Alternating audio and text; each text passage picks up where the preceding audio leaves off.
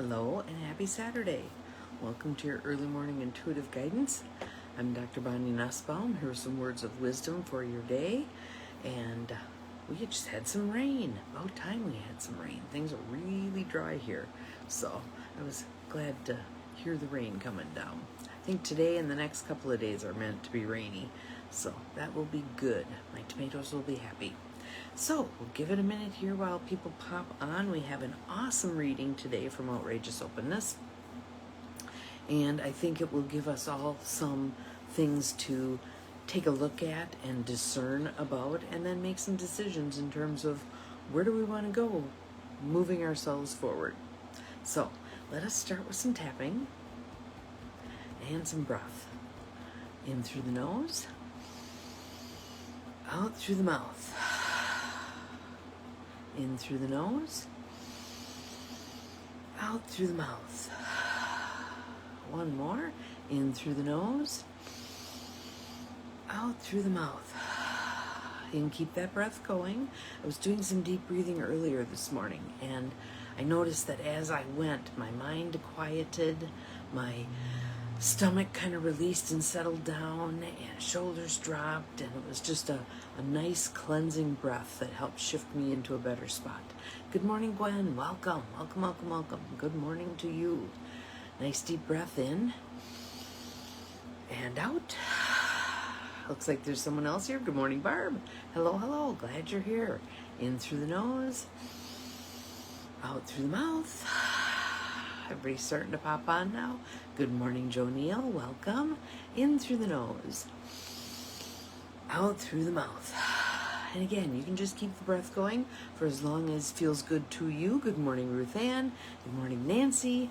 All of the practical rebels popping in. This is good. And I think we're all going to gain some useful grist for our mill out of today's reading. So for those of you who have Outrageous Openness, we will be on page 122 if your book is numbered the same as mine is. So, Outrageous Openness, Letting the Divine Take the Lead by Tosha Silver.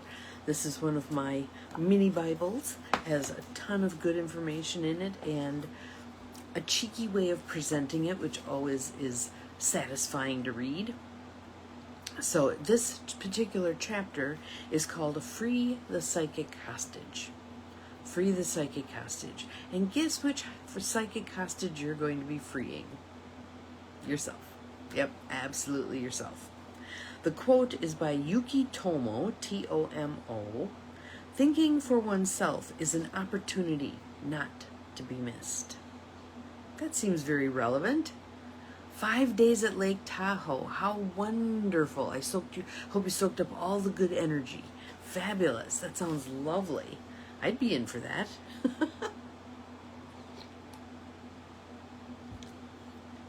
Thinking for oneself is an opportunity not to be missed. I think even if we shared that quote with some people in our lives today, it would be very helpful. Thinking for oneself is an opportunity not to be missed. So here's the story, because you know when she shares wisdom learnings, they're always couched in stories to help us absorb them more easily. Sometimes we turn our lives over, not to a power greater than ourselves, but to an unintentional, petty dictator. Then we live in a walking dream as their psychic puppet, even when they're no longer around to pull the strings. I've had clients who have spent half their lives in therapy trying to understand the grip a particular parent has had on their psyche. Could be a teacher, could be a coach, all kinds of people when we are young who influence us, sometimes not in healthy, uplifting ways. Sometimes these people never fully cut the cord. I have this amazing cord cutting ceremony that I do with clients that is just a beautiful, lovely way to release all of that. Let it go, move on. There's nothing more poignant than someone in their 30s, 40s, or beyond who is still an abject slave to his or her past. While my own father has a huge, generous heart and a fabulous sense of humor, He was also quite demanding when I was young. Nothing felt good enough. And though I believe I selected him as a soul to resolve certain karmas, thank you for posting that, Gwen, I appreciate it, I couldn't fully free myself as an adult from what seemed like his steadily critical voice. While I had so much love for him, a part of me remained his obedient but ever disappointing child. Anybody else can resonate with that? Whatever you did wasn't quite good enough? Then a few months ago, I hit a horrible writing block. A project was almost due, so one day I just prayed in desperation, please, please, get me out of the way. I need my own voice. I need to be enough as I am. Yes, cord cutting is fabulous. Yes. So how does that sentence hit you? Please, please get me out of the way. I need my own voice. I need to be enough as I am. How poignant, right? How poignant. We've all kind of walked that path at times. Again, it could be a demanding coach. It could be a demanding teacher. Could be a spiritual leader, whoever it was that you perceived in a way that put you in the position of feeling less than. Put you in the position of feeling like nothing you do could measure up, right? The next thing I knew, I felt drawn to the ocean. I brought a letter from my dad that hurt me, whether he intended it or not. I honestly could no longer tell what was real or my own entrenched reaction. Anybody else can relate to that? I certainly can. It's like the reactivity can start before whoever it is even says something. We're off and running, right? Then I stopped at the store for a coconut and flowers. Yes, thank you for posting that. I need to be enough as I am. Good morning, Janine. Glad you're here. Let's see what's in the message for you today. So I'm going to read that line again because this is the setup to the ritual she did to let this all go. Then I stopped at the store for a coconut and flowers. I was set to do a ritual from India I'd performed about other topics before. It was time to offer this whole mess once and for all to the divine. I meditated for a long time. Yes, oh yeah, I forgot to tell you about that. I will give you feedback at the end if I remember. I meditated for a long time, pouring every frustrated thought and feeling into the coconut sitting in my lap. So her intention is all of those thoughts, feelings, old garbage is pouring into this coconut. Then I got up and smashed it against a stone wall, watching the milk explode like a psychic grenade. Now I needed to burn the letter, but the wind was so strong my lighter was useless. Unbelievably, not unbelievably, this is how this stuff unfolds, right? Divine right gifts in divine right order. Unbelievably, I saw two young men a few yards away tending a huge fire. Am I dreaming, I thought, on Ocean Beach in the middle of the day? I walked over and explained the story. Watch out, the heat is ferocious, one guy cautioned. Want me to throw it in so you don't get burned? No, I yelled, the wind whipping my hair. I'm the daughter. I have to. I grabbed a long stick to plunge the paper into the leaping orange flames. As the pages burned to floating gray ash, the guys high-fived me, yelling, "You're free, Mama, you are free!" Then they toasted me with their Heinekens, while one even danced a little victory jig. Later, I left a trail of purple orchids along the water's edge in gratitude, most of all for my fierce and beloved dad. The wildness of my own fiery, passionate nature came directly from him. You know, at some point you have to free the inner hostage. No one else can storm the gates. You alone can finally break the barricades and just free you. So, what do you notice there? What do you notice there? Because that story absolutely fits for me. My struggle with that was more with my mother, but my dad was also very much like that. He was in the military. Lead, follower, get the hell out of the way. So that was something we learned as kids. And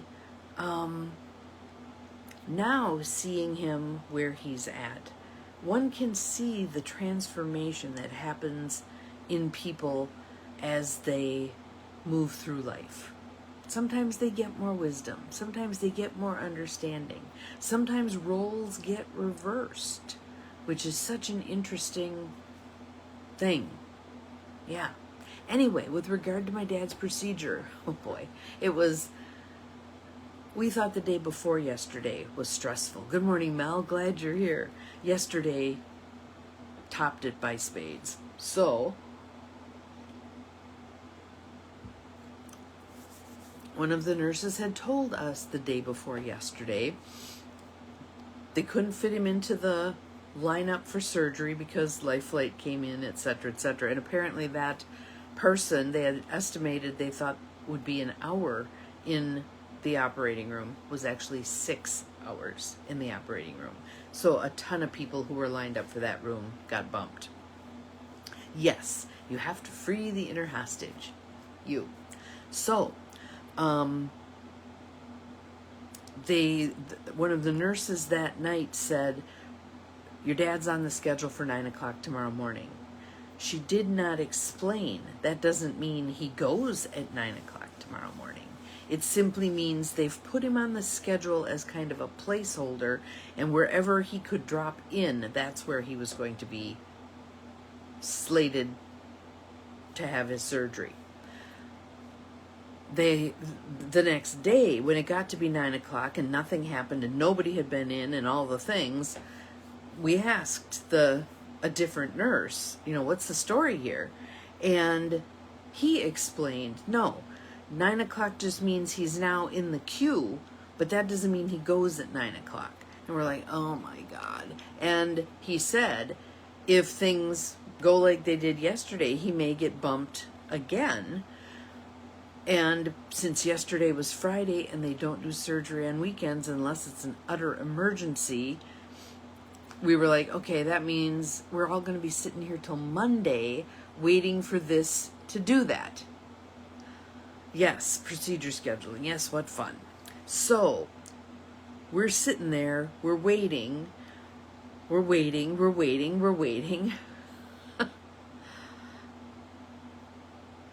That is awesome. That's wonderful, Ruth Ann. That is fabulous, because that opens the door for you to be all you can be. Yes. So, we're waiting.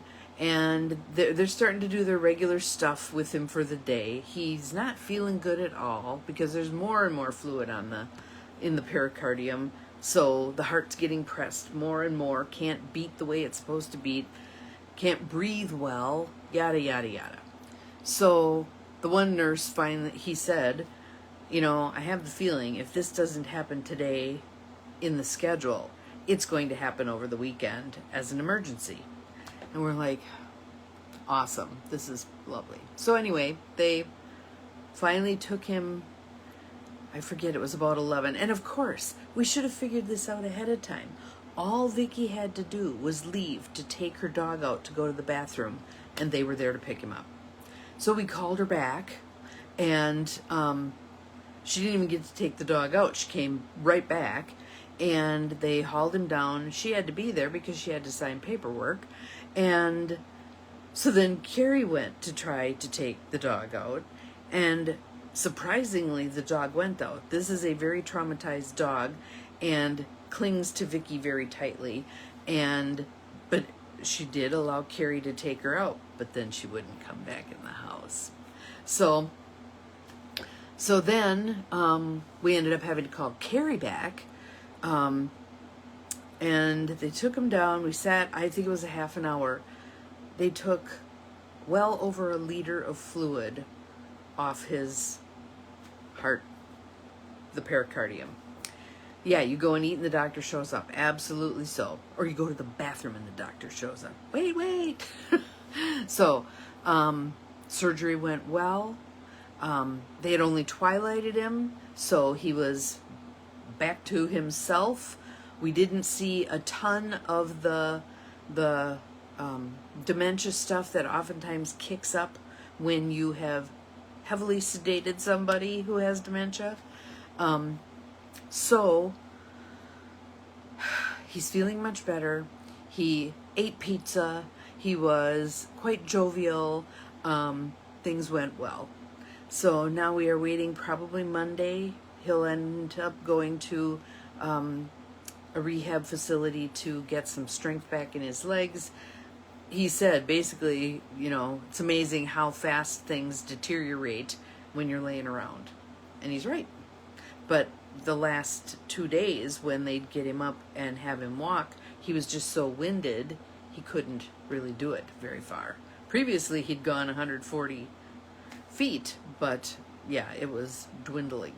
So that's where we're at with that. We're all going to be back up there again today. We're getting a little better at rotating who's there, because this is exhausting. Oh yes. Yeah, well, they weren't really terrible. He dropped into the 80s a couple of times, and yesterday, he didn't have oxygen on. Prior, there was one day earlier than that they had him on oxygen for a little while, but he was only at a 2. When he came out of the surgery, they had him on a 4, but he's already tapered back quite a bit. So I think we're on the mend for a little bit here. We'll kind of see how things unfold, but it certainly is interesting going through all this and observing what works and what doesn't work, and how people react to things that are unfolding. And it gives me a chance to practice being my higher self, staying in as high a vibration as possible, even when the shit jumps off. So that's where we're at with that. Love to have us all spend some time today thinking about, where are we unwittingly keeping ourselves hostage, being psychic hostage, and what do we need in order to turn ourselves loose? And if you have done a bunch of work on this and you feel like, yeah, I'm still bound to this, I still hear my mother's voice in my ear, or I still hear that coach yelling at me that I'm never going to amount to anything, or I still hear my teacher saying you're just too dumb for math, or whatever it is, let's do some work on that. Maybe you get a 3-session package with me and we do the setup for the cord cutting, and we do the cord cutting, and then we have an after session to see how things are going. Whatever's going to work. But at this point in our lives, we are too far along this life path to be dragging along these old chains. Time for them to go. Have an awesome day. We'll see you again tomorrow. Remember, you're capable of far more than you think you are. Bye-bye.